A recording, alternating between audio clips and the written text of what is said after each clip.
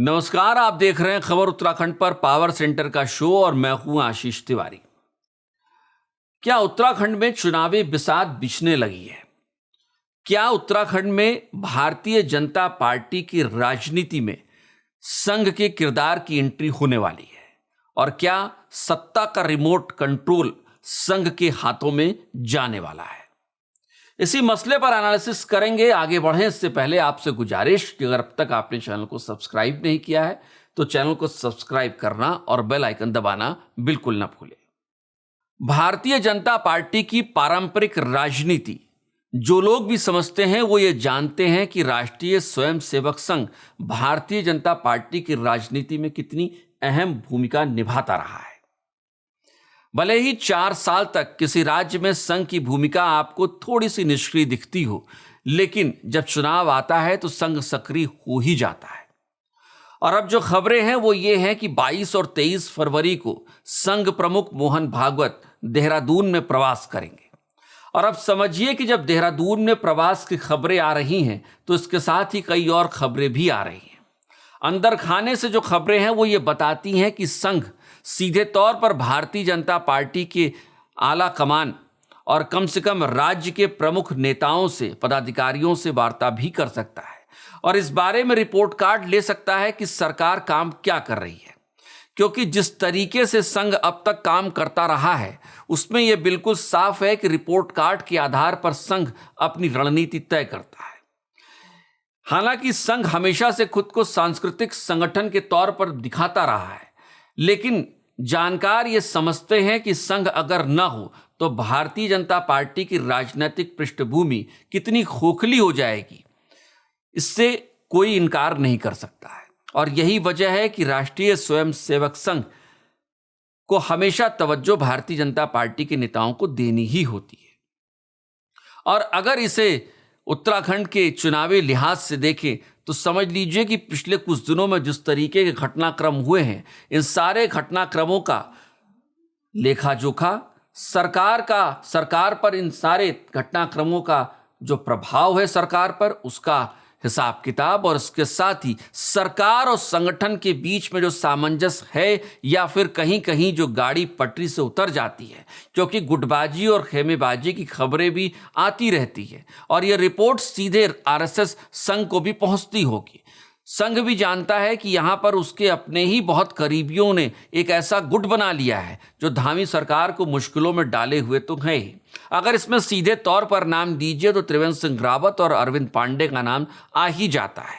राजनीतिक हलकों में चर्चा होती है कि क्या वाकई में धामी सरकार को परेशान करने के लिए बार बार ये गुट जो त्रिवेंद्र सिंह रावत और अरविंद पांडे जैसे लोगों से भरा हुआ है, क्या वाकई में जो सवाल आलोचनाएं जिस तरीके से होती हैं और सार्वजनिक मंचों पर होती हैं, क्या ये सोच समझकर होती हैं? और यहीं से सवाल उठता है कि क्या संघ इस बार जब मोहन भागवत आएंगे तो धामी सरकार का रिपोर्ट कार्ड भी वो लेंगे? क्या लेखा जोखा वो भी मांगेंगे? और घटनाक्रमों के आधार पर क्या वो ये तय करेंगे कि संघ की रणनीति क्या होगी? भारतीय जनता पार्टी के साथ उनकी किस तरीके से जो कदम ताल होगा वो होगा, क्योंकि संघ साइलेंट यानी शांत तरीके से काम करता रहता है और वो देखता रहता है कि सरकार कहां कमजोर हो रही है। सरकार जहां कमजोर हो रही है, संघ वहीं पर सरकार की मदद के लिए तैयार होता है। अब मुस्लिम यूनिवर्सिटी जैसे मसलों पर भले ही धामी सरकार अपनी पीठ थपथपा रही हो, लेकिन अंकिता भंडारी जैसे मसलों पर धामी सरकार सवालों के घेरे में है, इस बात से दो राय नहीं है। और ये बात कुछ संघ प्रमुख भी समझते होंगे और संघ के पदाधिकारी भी समझते होंगे। और यही वजह है कि हम कह रहे हैं कि क्या सत्ता का रिमोट अगले कुछ दिनों के लिए कहीं बदलने वाला तो नहीं है? क्या सब कुछ संघ की इच्छा से तो नहीं होने वाला है? क्या आने वाले कुछ दिनों तक ये तो नहीं तय होने वाला है कि दायित्व तो किसको बटेगा और उसमें संघ की इच्छा कितनी होगी? अगर मंत्रिमंडल विस्तार की गुंजाइश अब भी बचती है तो कहीं ऐसा तो नहीं होगा कि उसमें भी संघ की इच्छा महत्वपूर्ण होगी? और सबसे अहम सवाल और सबसे अहम चर्चा जो इस समय राजनीतिक हलकों में हो रही है वो ये है कि जिस तरीके से संघ काम करता रहा है और मुख्यमंत्री पुष्कर सिंह धामी काम करते रहे हैं, उन दोनों के बीच एक सामंजस्य तो दिखता है, लेकिन धामी सरकार और खुद मुख्यमंत्री धामी बेहद आक्रामक होने से अब तक बचते रहे हैं। याद कीजिए कि हेमंत बिस्व शर्मा जिस तरीके से सार्वजनिक मंचों पर आके बेहद आक्रामक बयान देते रहे हैं, लेकिन मुख्यमंत्री ऐसे बयानों से फिलहाल मुख्यमंत्री धामी अब तक ऐसे बयानों से बचते रहेंगे। क्या मोहन भागवत के आने के बाद यह माना जा सकता है कि मुख्यमंत्री धामी की रणनीति में भी बदलाव आएगा?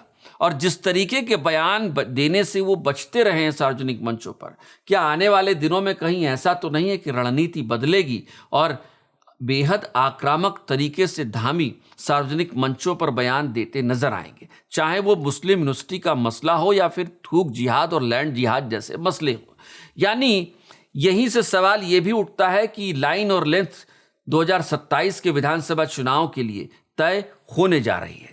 22 और 23 फरवरी को मोहन भागवत का सिर्फ दौरा नहीं हो रहा है, यह भारतीय जनता पार्टी की भविष्य की राजनीति, भविष्य की चुनावी रणनीति और मुख्यमंत्री पुष्कर सिंह धामी की रणनीति पर भी मुहर लगाने वाला हो सकता है। और यही वजह है कि हम कह रहे हैं कि कहीं ऐसा तो नहीं है कि अगले कुछ दिनों में सत्ता का रिमोट कंट्रोल कहीं किसी और हाथ में जाने वाला है। आपकी क्या राय है, हमें कमेंट करके आप जरूर बताइएगा। और आखिर में आपसे गुजारिश कि अगर अब तक आपने चैनल को सब्सक्राइब नहीं किया है, चैनल को सब्सक्राइब करना और बेल आइकन दबाना बिल्कुल ना भूलें। नमस्कार।